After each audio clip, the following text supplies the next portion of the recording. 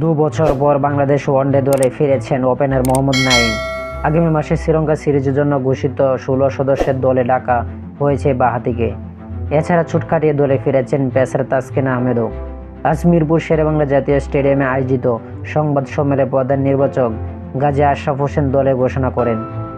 ২ জুলাই শুরু হতে যাওয়া ৩ ওয়ানডে সিরিজের নেতৃত্ব দেবেন মেহেদী হাসান মিরাজ, যা এই সংরক্ষণের দায়িত্ব পাওয়ার পর তার প্রথম সিরিজ। নাইম এপ্রিলে শেষ হওয়া ঢাকা প্রিমিয়ার লিগে ১১ ম্যাচ খেলে ৬১৮ রান করেছিলেন, যা এবারের আসরের তৃতীয় সর্বোচ্চ।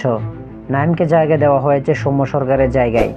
প্রধান নির্বাচক জানিয়েছেন, সৌম্য পিঠের পুরনো চোট থেকে পুরোপুরি সেরে না ওঠায় দলে রাখা হয়নি। শ্রীলঙ্কা সফরে থাকা বাংলাদেশ দল বর্তমানে টেস্ট সিরিজ খেলছে। গোলে প্রথম টেস্ট শেষ হওয়ার পর ২৫শে জুন কলম্বোতে শুরু হবে দ্বিতীয় টেস্ট। এরপর ২রা জুলাই কলম্বোতে শুরু হবে ওয়ানডে সিরিজ। একই মাঠে দ্বিতীয় ওয়ানডে ৫ জুলাই ও ৮ জুলাই, তৃতীয় ও শেষ ওয়ানডেতে প্রকল্পতে খেলবে। তো আশা করি যারা টি স্পোর্ট গ্যালারি চ্যানেলটি সাবস্ক্রাইব করেন না, টি স্পোর্ট গ্যালারি চ্যানেলটি সবাই সাবস্ক্রাইব করবেন এবং ভিডিওটা ভালো লাগলে লাইক অ্যান্ড শেয়ার কমেন্ট করবেন। ধন্যবাদ সকলকে।